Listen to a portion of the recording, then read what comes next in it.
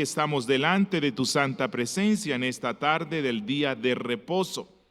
Gracias por la lluvia que envías, gracias por el calor, gracias por el frío y especialmente gracias porque nos das esta oportunidad nuevamente de estar juntos en torno a tu nombre, de estar juntos en torno a tu palabra. Deseamos aprender, deseamos crecer en el conocimiento de la misma, no solamente para nuestro deleite o entretenimiento racional, sino para que tú transformes nuestras vidas, que tu palabra nos cambie, que tu palabra nos lleve a ser cada vez más y más como Cristo.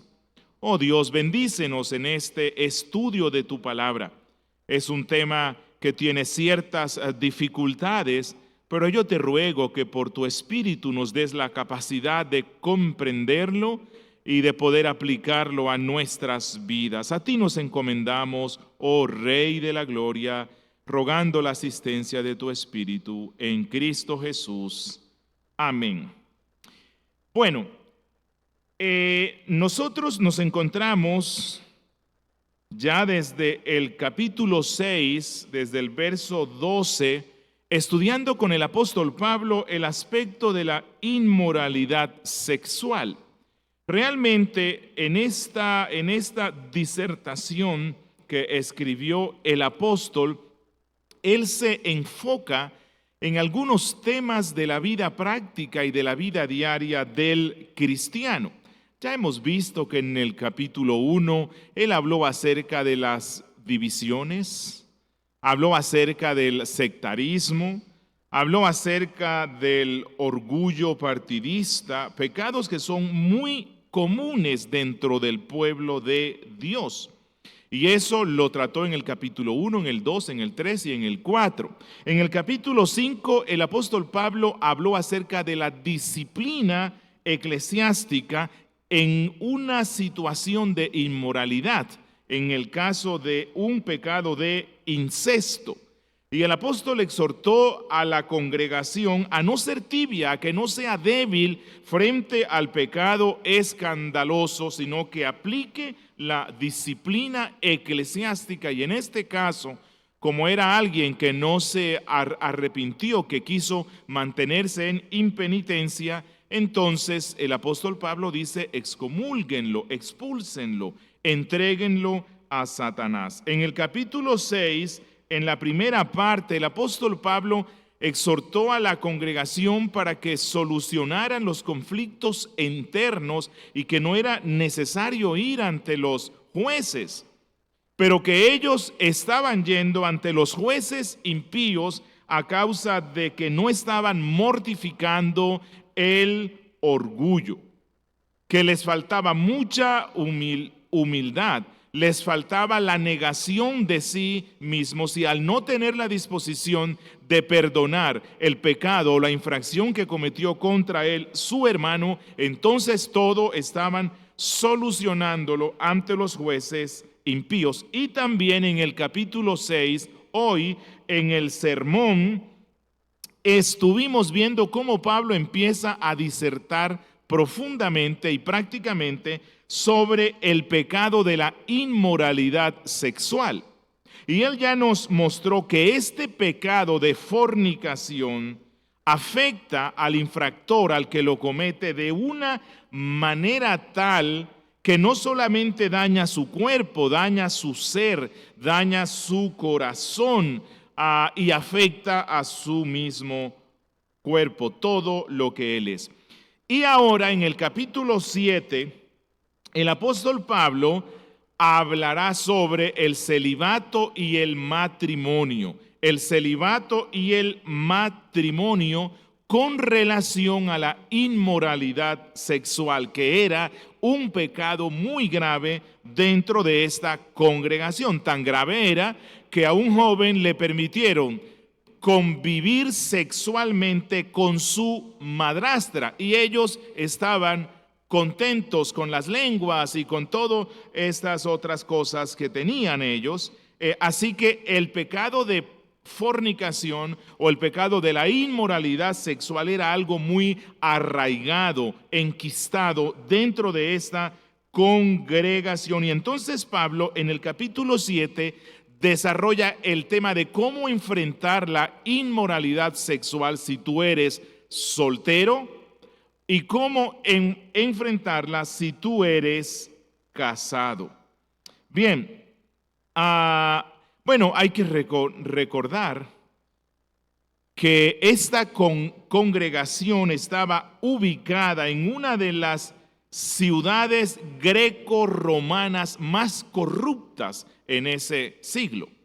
Esta era una ciudad donde regía el sistema productivo, el sistema social de la esclavitud y de todas estas prácticas paganas del mundo greco-romano, las cuales terminaron afectando a la congregación. Por ejemplo, en la cultura greco-romana se toleraba y a veces hasta se consideraba como algo lícito la fornicación, el adulterio, el homosexualismo, la poligamia, el concubinato y el divorcio. El divorcio era algo tan común que la historia nos cuenta de personas que se divorciaron 20 veces.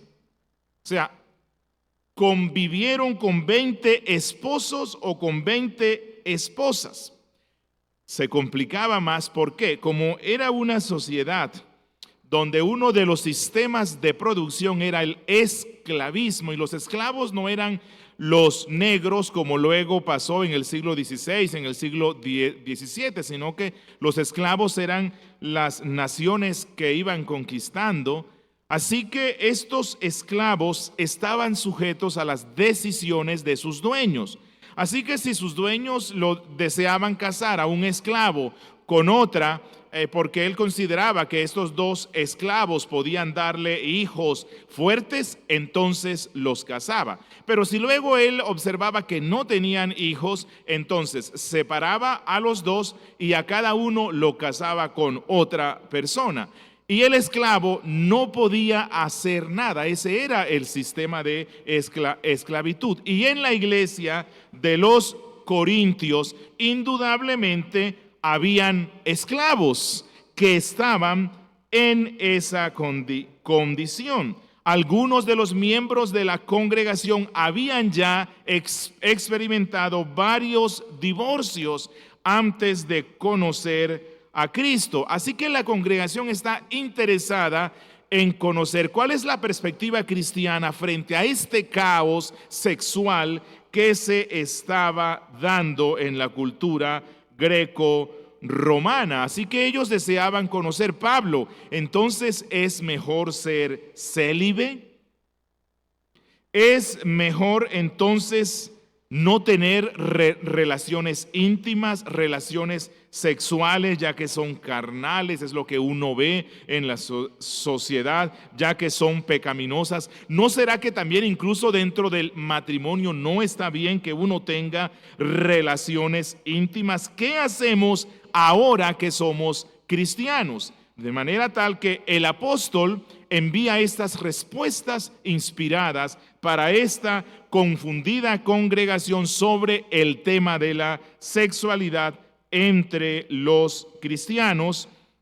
Y yo creo que las respuestas que Pablo dio a estas inquietudes siguen siendo pertinentes, y creo que son más pertinentes hoy porque estamos en una cultura muy parecida a la cultura greco-romana, donde la inmoralidad sexual está creciendo rampantemente en medio nuestro. De manera tal que hoy vamos a estar viendo la continuación de huid de la fornicación.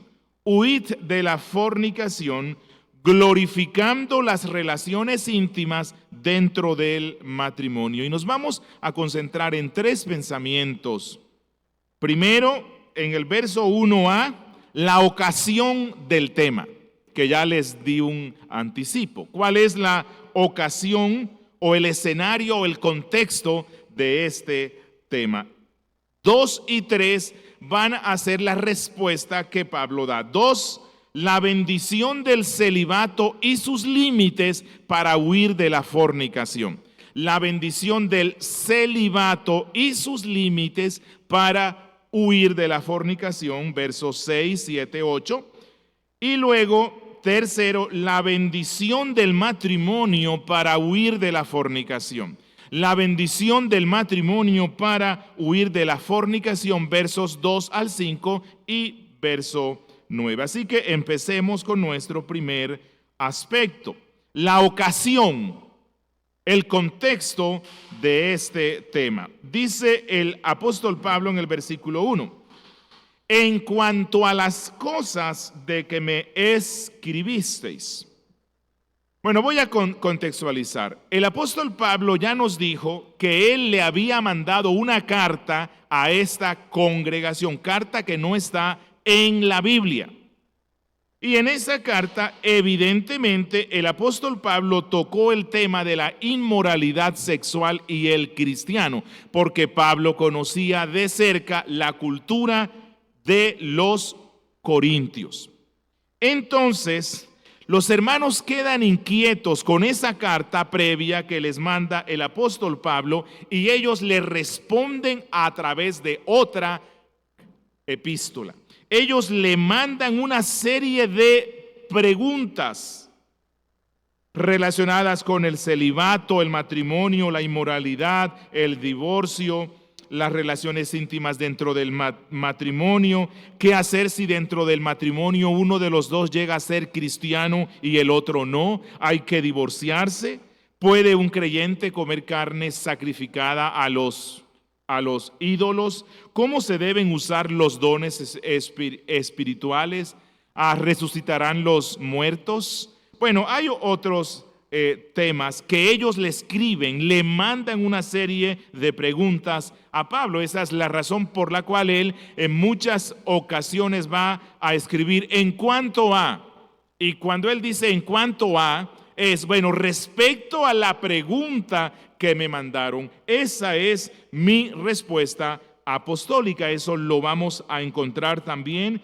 en el verso 25 del mismo capítulo 7, en el capítulo 8, versículo 1, dice en cuanto a, en el 12.1, en el 16.1, en el 16.12. Y ahora, ¿por qué ellos le preguntaron a Pablo respecto a la inmoralidad sexual y el celibato y el matrimonio? Porque, como ya les dije antes, esta ciudad era una de las ciudades más inmorales que existían en el mundo romano. Corinto era un puerto marítimo y llegaban mucha gente, muchos marineros, muchos comerciantes. Y ellos no solamente iban a mercadear, también iban a dar rienda suelta a su pecaminosidad, a su inmoralidad sexual. Para colmo, cuando el marinero o el comerciante iba acercándose a Corinto, lo más alto que se alcanzaba a ver era el templo de Afrodita. Afrodita, la diosa del sexo, la diosa del sexo. Y este templo era atendido por 1000 damas que le llamaban heteras, que eran prostitutas y prostitutos. Y ellos le rendían adoración a sus dioses teniendo relaciones sexuales en el templo. Bueno, tal vez eso nos deja ver por qué casi el 100% de los ciudadanos eran religiosos, adoraban a la diosa Afrodita, es decir, casi el 100% de la población de Corinto estaba entregado a la inmoralidad sexual, y más porque ellos consideraban que la inmoralidad sexual formaba parte del culto a sus dioses. Bueno, en realidad, hermanos, en una ciudad tan pervertida era difícil mantener los votos de fidelidad al matrimonio. Y los solteros difícilmente se podían mantener en castidad. Y en vista de esta perversión que reinaba en la ciudad, y ellos estaban intentando mantenerse en santidad porque ya Pablo les escribió y les dijo que la inmoralidad sexual era terriblemente dañina para el alma y para el cuerpo. Entonces ellos están pensando, bueno, será que lo mejor para nosotros los cristianos, para contrarrestar toda esta perversión sexual, es que hagamos voto de castidad, que todos hagamos voto de celibato. Así que algunos estaban instando a toda la congregación a que fueran célibes, castos, que no tuvieran relaciones íntimas, ni los solteros ni los casados. Por el otro lado, los cristianos que venían de trasfondo judío decían, no, conforme a nuestra tradición, toda persona se debe casar. Un hombre es incompleto si no se casa. Así que por un lado, todos tienen que casarse. Por el otro lado, no, ni siquiera los casados deben tener relaciones íntimas. Y la congregación estaba en confusión y pecando cada vez más. ¿Por qué?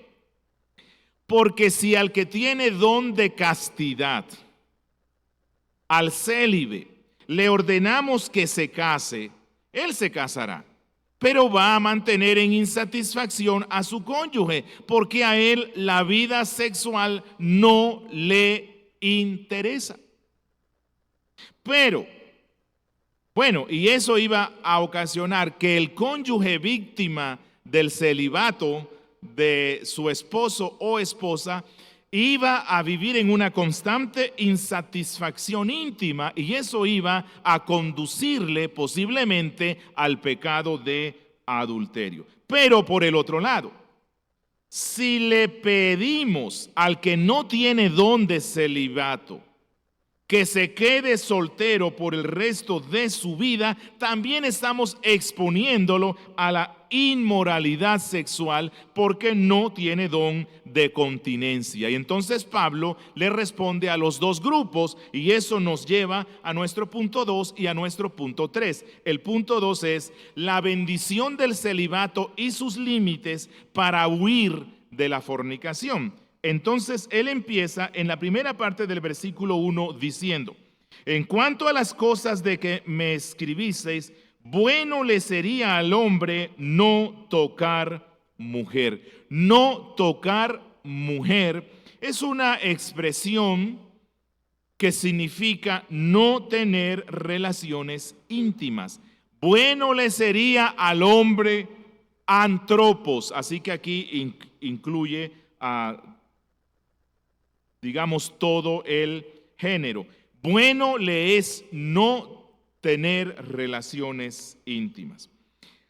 Ya ahora, bueno, y después vamos a ver que Pablo dice que es bueno y honorable que el hombre o la mujer no se casen, que se queden solteros, que no tengan relaciones sexuales. Bueno, pero este mandato o esto que nos dice Pablo aquí causa cierta inquietud, ¿no? Porque ¿acaso ya no hemos visto aquí en las muchas predicaciones que Dios nos manda a casarnos? Bueno, es necesario ver qué significa y qué no significa esto. Y allí es donde digo, hay que ponerle ciertos límites. Pablo está diciendo, es algo idealmente bueno, es algo honorable que el hombre se quede soltero, que se mantenga en castidad, especialmente en el contexto que ya les presenté. Pero ¿qué significa aquí bueno? O sea, ¿qué significa que es bueno que el hombre no tenga relaciones íntimas o que no se case? ¿Qué significa aquí bueno? Bueno, vamos a empezar por lo que no significa. Aquí bueno no significa que la soltería es un estado mejor que el de casados. Tampoco significa que Pablo esté animando a los cristianos a que consideren el matrimonio como una condición o un estado inferior al de casados. No, el mismo Pablo ya dijo ya él mencionó antes, y los dos serán una sola carne, y él está allí respaldando y apoyando el matrimonio. El apóstol Pablo sabía que Dios dijo en Génesis 2:18, no es bueno que el hombre esté solo. Así que cuando Pablo dice, bueno le sería al hombre estar solo, hay que entender a qué no se refiere él. Y él no puede estar contradiciendo lo que ya Dios dijo. No es bueno que el hombre esté solo. Pablo sabía que Dios le ordenó al hombre procrearse, reproducirse. Y Pablo sabe que la reproducción humana solo se puede dar dentro del matrimonio. Es más, cuando Pablo quiso comparar el misterio de la relación de Cristo con la iglesia, lo utilizó comparándolo ¿con qué? Con la relación sublime entre el esposo y la esposa. Así que no significa que Pablo esté en contra del matrimonio, ni que él esté rebajando esa condición. No. Entonces, ¿qué significa? ¿Qué significa? Bueno, como ya les dije antes, es muy probable que algunos cristianos de Corinto estuvieran oponiéndose a las relaciones íntimas en vista de la inmoralidad de sus coetáneos. Por lo tanto, ellos pensaban, la iglesia como luz y como sal en medio de este mundo malo debe mostrarle a esta sociedad corrupta, sexualizada, sensualizada y pervertida que es posible vivir en castidad, que es posible vivir sin tener relaciones íntimas. Entonces Pablo está respondiendo a la carta. Y esto lo que nos deja ver es que ellos le escriben y le preguntan, Pablo, ¿no será que es bueno o mejor que no tengamos relaciones íntimas? Y entonces Pablo les responde en el versículo 1, sí, es honorable y bueno que los hombres no tengan relaciones íntimas, que no caigan en la inmoralidad, que se abstengan del pecado sexual al cual le conducen sus impulsos. Lo que Pablo quiere decir es, el celibato es moralmente bueno, más porque estamos en medio de una ciudad donde casi el 100% está acudiendo a la inmoralidad sexual relacionado con el servicio que le rinden a la diosa Afrodita. Así que si ustedes dicen, me están preguntando que si el celibato es bueno en el contexto en el que estamos, yo les digo, sí es bueno, agrada a Dios, contribuye a la santificación. Y si pasamos al verso 7, el apóstol Pablo dice, quisiera más bien que todos los hombres fuesen como yo. Y aquí Pablo está dejando ver su opinión. No es un mandato de Cristo, no es un mandato del cielo, pero Pablo dice, de acuerdo al contexto en el que estamos, mi deseo es que ustedes sean como yo. Bueno, cuando él dice aquí todos, obvio que no se refiere a todos y cada uno de los miembros, porque Pablo sabe que una forma de extender el reino de Dios es la procreación. Cuando los miembros de la iglesia tienen niños, ellos tienen la responsabilidad de criarlos en la fe. Y esos niños harán que la iglesia crezca, que el mundo se llene de gente que vive para la gloria de Dios. Pero cuando Pablo dice aquí todos, se refiere a todos, a aquellos a los cuales Dios llama para que sean solteros, para que no se casen. Posiblemente Pablo aquí llama a todos los divorciados, llama a las viudas. Y llama a los solteros: presérvense en santidad sexual. No den rienda suelta como los paganos corintios a esos deseos de la carne, porque las relaciones íntimas solo son válidas y son santas cuando se dan dentro del pacto matrimonial.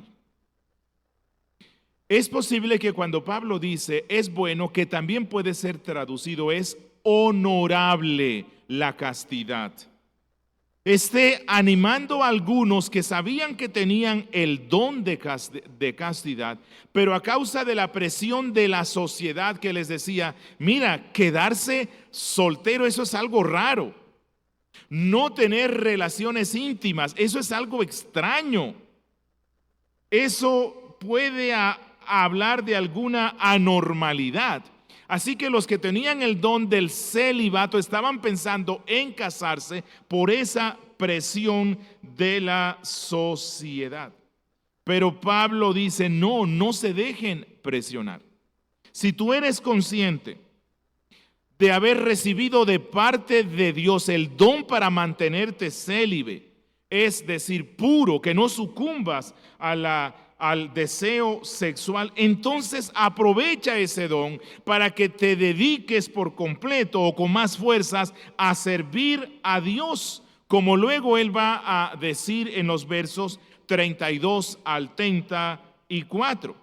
Pero claro, luego él va a decir: el que no tiene este don, entonces procure casarse. Cristo mismo en Mateo 19 habló sobre esto, y cuando él mostró que no es lícito divorciarse por cualquier razón, los discípulos mismos dicen: oh Señor, si así es la condición del hombre con la esposa, que no se puede divorciar por nada excepto por fornicación, entonces no conviene casarse. Ellos llegan a la conclusión: no vamos a recomendar que no se case nadie. Cristo dice: ojo, la cuestión no es tan sencilla, porque hay algunos que han recibido ese don. Hay algunos que lo recibieron porque lo castraron, era un siervo y lo castraron. Hay otros que lo recibieron del cielo. Hay otros que voluntariamente se hicieron así. Así que el apóstol Pablo aquí también está resaltando: si tienes el don, quédate como yo. Si no lo tienes, no. El matrimonio es una bendición para aquel que tiene el don para casarse. Aquí Pablo lo compara con un don. Pero aunque Pablo recomienda, dice: quisiera que se quedaran como yo, que los solteros se queden como yo. Luego él, en 1 Timoteo capítulo 5 versículo 14, va a decirle a las viudas jóvenes: si ustedes están luchando porque ustedes son conscientes de que dentro de ustedes hay deseo de vida sexual, entonces cásense y tengan niños.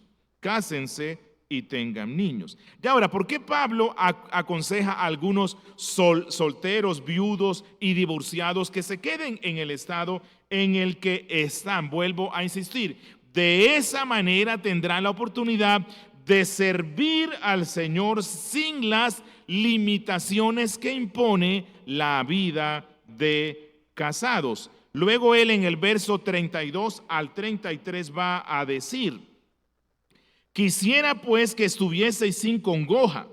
El soltero tiene cuidado de las cosas del Señor, de cómo agradar al Señor, pero el casado tiene cuidado de las cosas del mundo. Aquí cuando dice mundo no se refiere a algo pecaminoso, sino que tiene que concentrarse en su casa, en especialmente de cómo agradar a su esposa. No obstante, el gran principio que la Biblia da es que la mayoría de los hombres y mujeres se casen. Ese es un mandato que Dios mismo da. No es bueno que el hombre está solo. Dios dijo: reproducíos y multiplicaos, y esto es un mandato para el matrimonio. Entonces, ¿qué tienen que hacer los casados? Recuerden que al principio yo les dije, a los casados les estaban diciendo, mira, ni ustedes tengan vida íntima. Y esto nos lleva a nuestro tercer y último punto, la bendición del matrimonio para huir de la fornicación. La bendición del matrimonio para huir de la fornicación, versos 2 al 5 y verso 9. Dice Pablo, pero a causa de las fornicaciones, cada uno tenga su propia mujer y cada una tenga su propio marido. El marido cumpla con la mujer el deber conyugal y asimismo la mujer con el marido. La mujer no tiene potestad sobre su propio cuerpo, sino el marido, ni tampoco tiene el marido potestad sobre su propio cuerpo, sino la mujer. No os neguéis el uno al otro, a no ser por algún tiempo de mutuo consentimiento, para ocuparos sosegadamente en la oración, y volved a juntaros en uno para que no os tiente Satanás a causa de vuestra incontinencia. Pero si no tienen don de continencia, cásense, pues mejor es casarse que estarse quemando. Entonces esto da el equilibrio. Aunque el celibato es bueno en los que han recibido ese don, porque el celibato nos lleva a abstenernos del pecado, el celibato no es mejor que el matrimonio. No lo es. Y Pablo dice que no lo es porque a causa de las fornicaciones, a causa de la inmoralidad sexual, a causa del deseo sexual, es mejor casarse. Aquí la palabra fornicaciones se refiere a esa inmoralidad sexual que practicaban los corintios, los cuales de una forma especial solían acudir a las prostitutas y prostitutos del templo de Afrodita. Parece que era muy fácil tener acceso a estas personas, así como hoy día es muy fácil tener acceso a la pornografía en el internet. Así que muchos cristianos estaban siendo tentados incluso a ir a las prostitutas y dar rienda suelta a su pecado. Por lo tanto, Pablo dice, si ustedes no tienen el don de continencia, el don de abstenerse de la vida sexual y constantemente van a estar luchando en contra de la tentación de acudir a las prostitutas o a la inmoralidad sexual, entonces Pablo dice, es mejor que oren sobre este tema. Y es mejor que le pidan al Señor que les dé una esposa o esposo con el fin de casarse y mantener dentro del matrimonio la hermosura y la santidad de las relaciones íntimas. Es decir, y vuelvo a insistir, el gran principio que Pablo nos está repitiendo, el celibato puede ser una opción para algunos, pero lo mejor es el matrimonio, especialmente para aquellos que no tienen ese don, que van a estar siempre luchando en contra de la inmoralidad. Por lo tanto, Pablo manda que cada uno tenga su propia esposa y que cada una tenga su propio esposo, y así se libran, levantan un muro de protección en contra de las tentaciones que trae la inmoralidad sexual. Es importante tener presente que Pablo aquí no está dando una clase de los fundamentos teológicos del matrimonio, como sí lo hace él en Efesios 5. ¿Cuál es el tema principal aquí? Cómo enfrentar o cómo escapar, cómo huir de la inmoralidad sexual. Así que Pablo, por un lado, le da unas recomendaciones a los solteros y ahora le está dando una a los casados. Y entonces Pablo dice, por causa de las fornicaciones, cásense. ¿Por qué digo que Pablo aquí no está dando los fundamentos teológicos del matrimonio? Porque Pablo no está diciendo, mire, la razón principal por la que se tienen que casar es para no caer en fornicación. No, La Biblia nos da otras razones más altas por las cuales alguien debe casarse. Pero lo que sí Pablo quiere decir aquí es, bueno, dentro de las bendiciones que la vida matrimonial tiene, es que te libra de que estés siendo tentado por la inmoralidad sexual. ¿Cómo? Bueno, luego en el versículo 3 y en el 4, Pablo nos explica cómo. Cuando el esposo y la esposa cumplen con su responsabilidad conyugal, es decir, cuando el esposo se entrega a la esposa y la esposa al esposo y no tratan de ser célibes dentro del matrimonio, porque los célibes no se deben casar. Si se casó, dice Pablo en el versículo 4, cuando tú te casaste, hombre, tú le diste la autoridad sobre tu cuerpo a tu esposa. Cuando tú te casaste, mujer, le diste la autoridad sobre tu cuerpo a tu esposo. Cuando tú eras soltero, tomaste la decisión de no darle tu cuerpo a nadie. Pero ahora que te casaste, cuando diste el sí en la boda, tú le estabas diciendo a tu esposa, bueno, no sé si estaría bien poner eso dentro de los votos, ¿no? Cuando tú le diste el sí a tu esposa, tú le estabas diciendo, amada mía, ahora mi cuerpo es tuyo. Y la esposa le debe decir eso a él. Mi cuerpo ahora es tuyo, vivo para ti. Pablo aquí lo presenta como una deuda. Él dice, no os neguéis el uno al otro. Es decir, no se roben entre sí. ¿Qué es lo que él no quiere que se roben? La deuda. Cuando ellos se casaron y dieron el sí, contrajeron una deuda, y la deuda es, voy a tener relaciones íntimas contigo y tú tendrás relaciones íntimas conmigo, porque eso es uno de los objetivos del matrimonio. Matrimonios célibes no existen. Eso es algo contrario a la voluntad de Dios. Alguien dijo, el cónyuge que no cumple con esta responsabilidad es considerado culpable de infidelidad no adúltera. Culpable de infidelidad no adúltera. El mandato de Pablo es, ustedes tienen que practicar las relaciones íntimas frecuentemente. Ya ahora, pero luego Pablo dirá, hay una excepción, hay un tiempito corto que les puedo permitir para practicar cierto celibato dentro del matrimonio, y es cuando hay una enfermedad grave, hay luto, hay un pecado grave, hay una necesidad grave que surge en la vida familiar y los dos quieren consagrarse a la oración. La única excepción que él da es esta.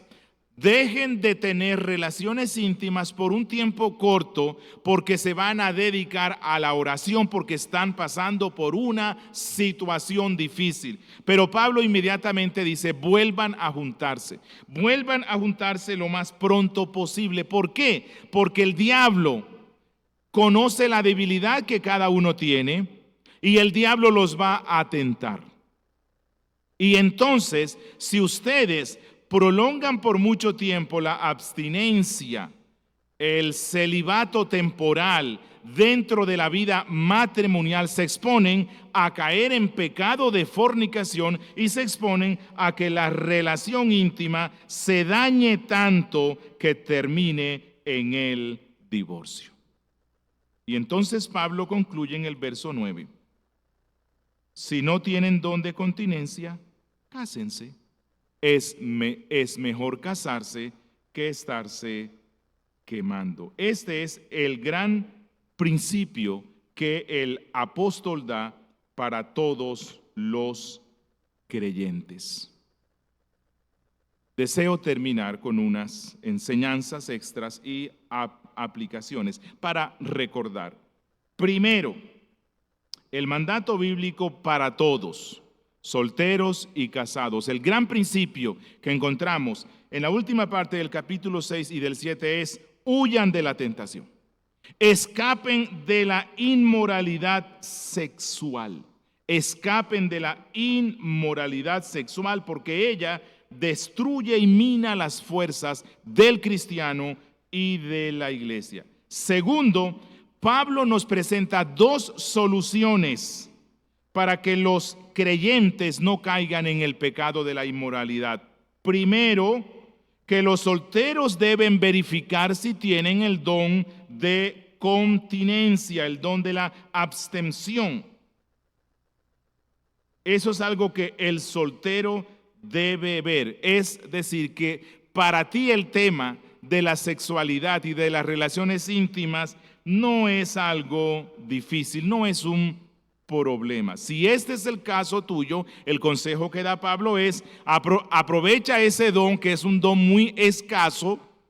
Aprovéchalo para que sirvas a Dios sin las limitaciones que impone el matrimonio. Cultiva tu celibato con alegría.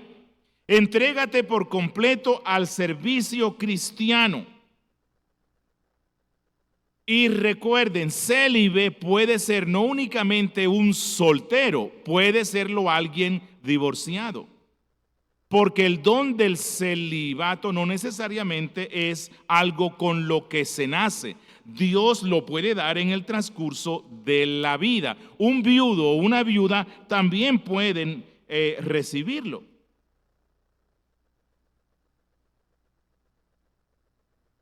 Entonces, usemos este don para servir a Cristo. Dedicarnos posiblemente a las misiones, el servicio a la iglesia, matricularse en un seminario, ser profesor o maestro, ayudar a la comunidad. Pero si eres soltero y no tienes el don de la abstinencia sexual, entonces cultiva la santidad, cultiva la pureza. Porque si estás cayendo en inmoralidad sexual, tampoco eres idóneo para casarte. Tienes que vencerla antes de casarte. Tienes que tener un tiempo de pureza y entonces cultiva esto y prepárate para el matrimonio. Si eres hombre, estudia, aprende un oficio para que te puedas casar y así seas el proveedor. Y si eres mujer, adiéstrate también en algún oficio para que luego puedas ejercerlo desde la casa y ayudes así a tu esposo. Prepárate, hermana, para la sujeción, para los oficios de la casa. Y Dios en su tiempo te dará la esposa o el esposo que necesitas como protección para la fornicación, pero vuelvo a insistir, no es lo principal. Dios dice que hay otras razones mucho más importantes. Si ya eres casado, hermano, hermana, no trates de cultivar el celibato, eso sería pecado.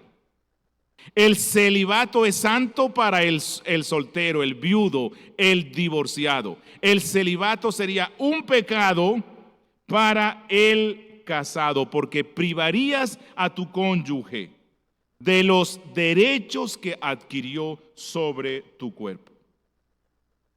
Apreciados padres, instruyan a sus niños en estas verdades. Prepárelos para que aprendan a huir en Cristo de las fornicaciones. Si tú no hablas con tus niños sobre estos temas que toca Pablo, entonces la televisión lo hará, el mundo lo hará, el internet lo hará, sus amigos lo harán. Así que instrúyelos. El libro de Proverbios tiene muchos consejos sobre una sexualidad sana, una sexualidad bíblica, santa y pura. Prepáralos para el matrimonio. Desde niños, enséñales a cultivar un carácter idóneo para ser el esposo o la esposa que Dios quiere, pero también instrúyelos respecto al celibato. Es posible que Dios le haya dado ese don. Y no los presionemos para que se casen si ellos realmente tienen ese don, porque vamos a hacerle un grave daño. Invoquemos el nombre del Señor y demos gracias por su misericordia. Padre nuestro, una vez más, gracias por este tiempo que nos has dado hoy. Gracias por este estudio del apóstol Pablo. Gracias porque tú nos llevas, oh Dios, a vivir en pureza sexual, tanto al soltero como al casado, al viudo como al casado, al divorciado como al casado. Llévanos, Dios, y guíanos a entender a cuáles de esos dos propósitos nos has llamado tú, al celibato o al matrimonio. Y a los que ya estamos casados, ayúdanos, Dios, a ser más responsables en nuestras relaciones íntimas. En Cristo Jesús. Amén. Bueno, no sé si hay inquietud.